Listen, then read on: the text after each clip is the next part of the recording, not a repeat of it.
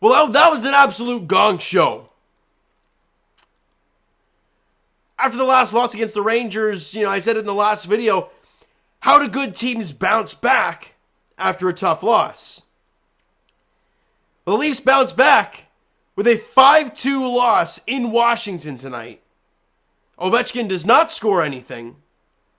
However, 4 of their 5 goals are scored by defensemen, including one of them getting a hat trick. Erik Gustafsson doesn't have a goal all year. He had 3 today. And Leafs lose 5-2 and are now 19-7-6 on the year. I told myself I'd try not to be mad because they've been so good this season. They've been so good recently. And yes, we know the story, get to the playoffs, blah, blah, blah. This one was painful. This one was really, really painful. First period, not a great start for the Leafs. A centering puck, basically along the red line from the Caps. And it hits like the skate of Samsonov, and he briefly comes off the post, and Erik Gustafsson smacks at it and beats him.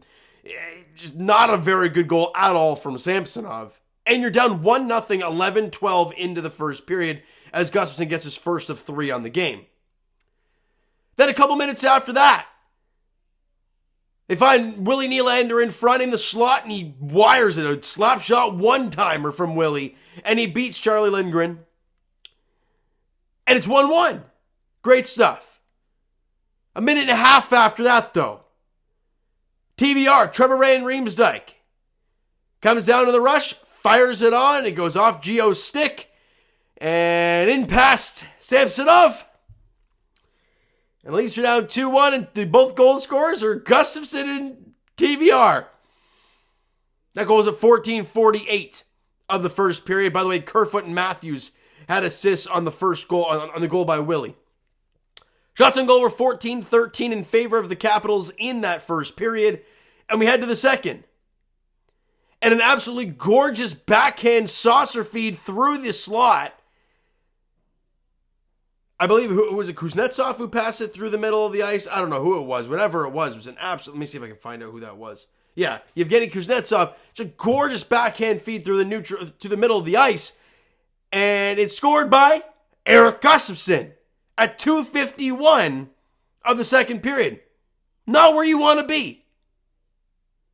4 minutes after that, though, Matthews helps turn the puck over, turn the Capitals over in the Leafs end, and he gets out and goes. And he curls around the blue line, then darts right across the blue line. Connor Timmins hits him with a really nice pass. He enters the zone, fires it on, and it beats Lindgren. And the Leafs are within 1. It's 3-2. All right, good stuff. Timmins and Brody grab assists in the goal at 6:25 of the second period. The Leafs have dominated the second period. 14-6 in shots. The amount of quality chances they have getting is incredible, but they can only bury 2 on Lindgren. And then we go to the third, right? And you're thinking, okay, well, you got to have a good start here if you're the Leafs. You want to get that next goal. Well, it takes just 10 damn seconds for the Capitals and Nick Jensen to come right into the Leafs' end. And he gets through the D, loses the puck, but it backs the D off enough that Garnet Hathaway's just coming down the lane. No Leaf in sight, and he buries it past Samsonov. 10 seconds in to the third period to make it 4-2. What an awful start to the third. And then Erik Gustafsson, I don't know, I guess he got tips from Ovi on how to shoot. Because the hat-trick goal, 3:47 in, was an absolute, just a bullet of a shot, a perfectly placed wrister right in the top corner, short side, on Samsonov. And the Capitals lead at 5-2, and a defenseman who had not had a goal all year long in like 31 games or 30 games. Not one goal. He has 3 tonight. Isn't that the most Leaf-esque thing? It was either Ovi's going to score 2 and break the record against the Leafs, or Erik Gustafsson's going to get a hat trick. I wonder what the betting odds were for that. Erik Gustafsson getting a hattie. Probably plus 1,000. At least. Or 10,000. Or whatever the hell the odds are. You can tell I don't bet very much. At all. Stats. Well, Samsonov. 5 goals on 28 shots. And people are going to be like, well, this goal wasn't on his fault. You allowed 5 goals on 28 shots. You didn't give your team a chance to win. Now, did you get help? Not really. That Hathaway goal really is painful. No one was able to get on that backhand saucer feed through the middle of the ice. That's tough. And as for the TVR goal, yeah, it hits Gio. I mean, he got bad luck there. But not a good game. And in the third period, Leafs outshot them 9-8, 36-28 for the game. But you lose 5-2. And you scored 1 goal in the last game. You scored 2 now today. So maybe something to look at moving forward here, right? The Leafs, the talk around town has been the Leafs need that left winger to play with JT and Mitch or Nylander or whoever ends up playing on that line. Because there's a hole there. You know, with Robertson going down, with Järnkrok going down, they've plopped Malgin there, they've plopped Pierre Engvall there, and neither of which are going to be a steady fit. Now, was that the problem today? No. It was a comedy of things. Look, when you're winning games, yeah, a lot of things are going to go your way. When you lose a couple games, you're not playing very well. They're going to go the other way, and they did tonight. Leafs were 0 for 2 in the power play. Capitals were 0 for 2 in the power play. Didn't mean a damn thing.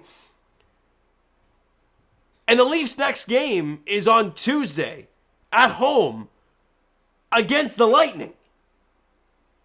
So I don't want to use the word measuring stick game because, let's be honest, the measuring stick games are in the playoffs. But it's a good team that you're probably going to be facing in round 1. Let's be honest about it. You're probably going to play Tampa. Whether you're at home, whether you're away, you're probably playing the Lightning. Which is stupid to even think about here in December. But it's the way the playoff format is that's who we're probably going to have to face.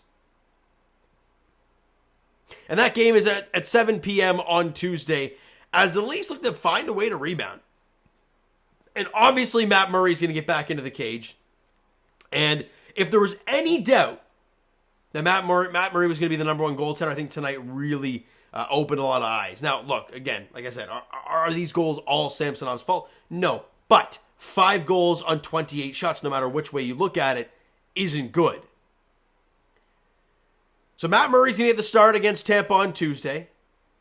And you need him to be good, but the Leafs got to be better. They have to be better than they were tonight, and their offense has to be better than it has been over the last couple of games. Now, again, it's so early. It's early in the season, and God, the Leafs are 19-7. They're 19-7-6. They've built up all these points. They're not in any jeopardy. They don't need to win against Tampa. However, if you do want that home round 1 playoff, head-to-head matchups are pretty important. Now, as we learned last year, being at home doesn't really mean squat, but it's always a nice thing to have come playoff time.